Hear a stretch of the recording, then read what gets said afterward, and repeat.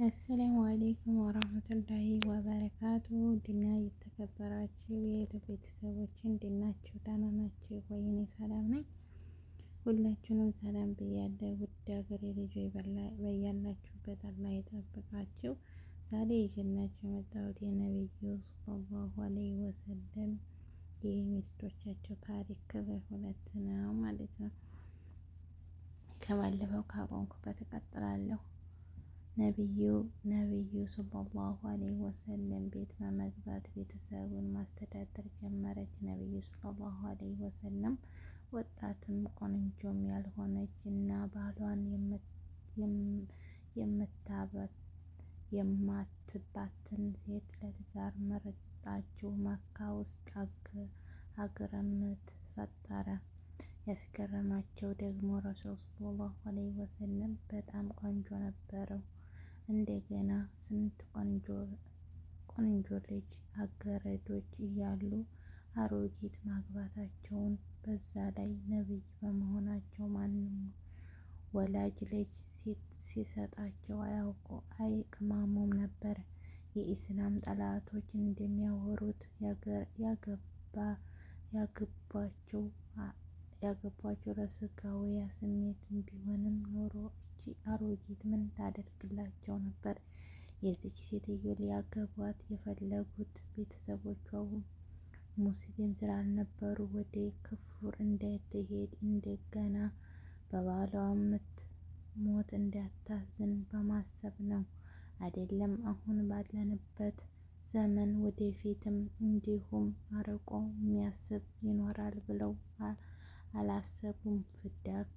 ፊዳከ አቢ ኦሚ ያ ረሱለላህ፣ እናቴም አባቴም መስዋዕት ይሁኑ ያ ሀቢበላህ። ሶዕዳ እድሜያቸው ወደ 60 አካባቢ ሲደርስ ለረሱል ሰለላሁ ዐለይሂ ወሰለም እንዲህ ብለው ሀሳብ አቀረቡላቸው። እንደምታይኝ አርጅቻለሁ። እኔ እንድትፈታኝ አልፈልግም፣ ምክንያቱም የጀነት ሚስት መሆን ስለምፈልግ። ነገር ግን ከህፃናቷ ጀምሮ የምትቀርባት አይሻ እንዲያገባው የምትፈቅድ መሆኗን ለረሱል ሰለላሁ ዐለይሂ ወሰለም ነገረቻቸው። አይሻ ቢንት አቡበከር ረዲየላሁ ዐንሃ ከረሱል ሰለላሁ ዐለይሂ ወሰለም ሚስቶች መካከል ከኸዲጃ ረዲየላሁ ዐንሃ ቀጥሎ የአይሻ ረዲየላሁ ያህል ነቢዩ ሰለላሁ ዐለይሂ ወሰለም ዘንድ ተወዳጅ የሆነ ማንም የለም። የምእመናን እናት አይሻ ረዲየላሁ ዐንሃ የወንዶች መምህር ነበረች።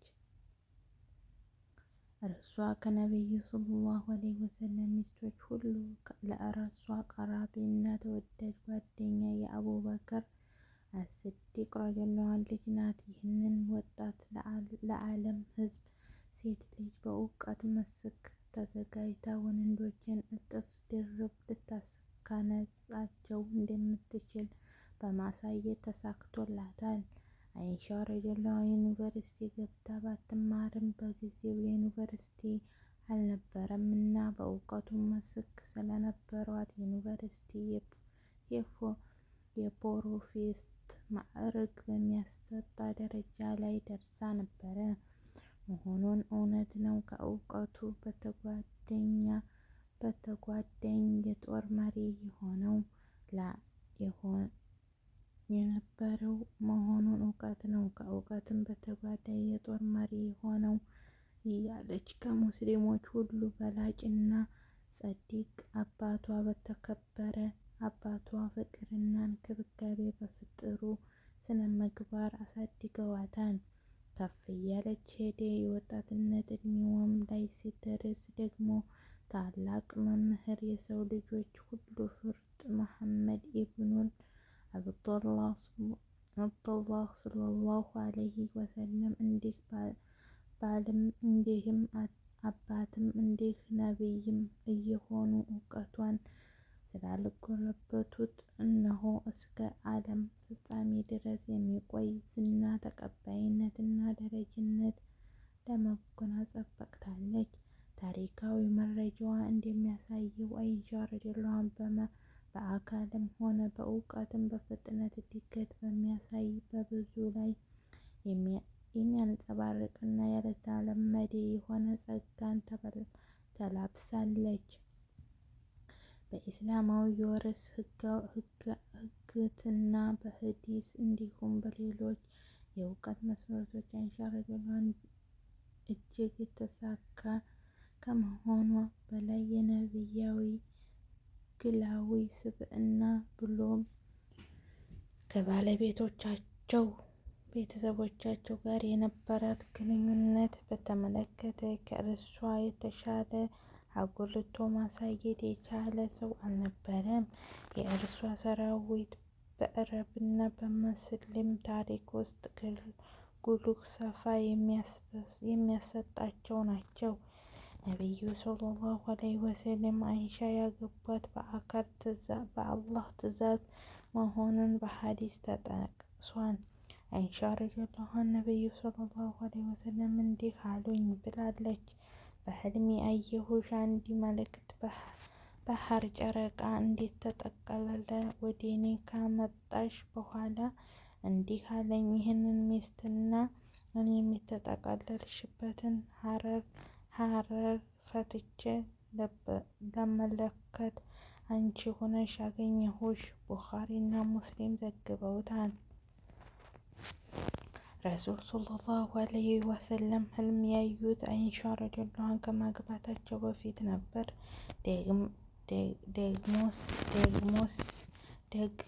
ቀደም ሲል ባሳለፏቸው ታሪክ ላይ የኸዲጃ ረዲየላሁ ዐንሃ ኸውለት የተባለች የረሱል ሰለላሁ ዐለይሂ ወሰለም ዘመድ እናታቸው ኸዲጃ ረዲየላሁ ዐንሃ ሲሞቱ ለእሷ ምትክ ብለው አይሻን እንዲያገቧት ሀሳብ አቅርበው ነበር።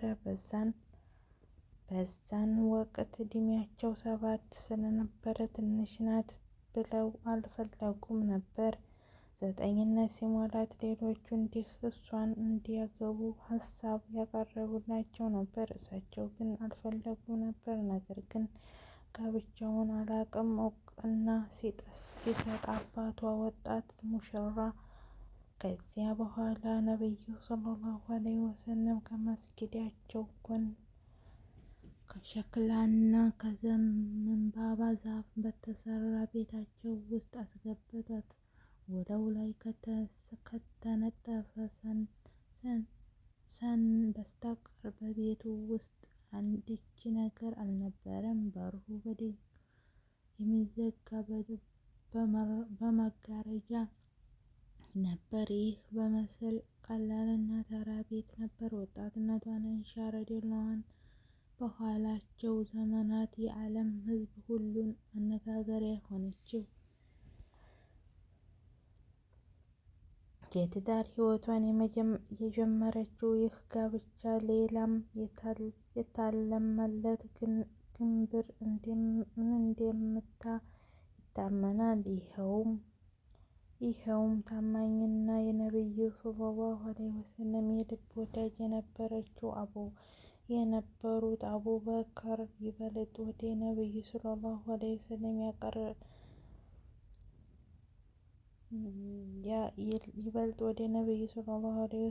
ያቀረበ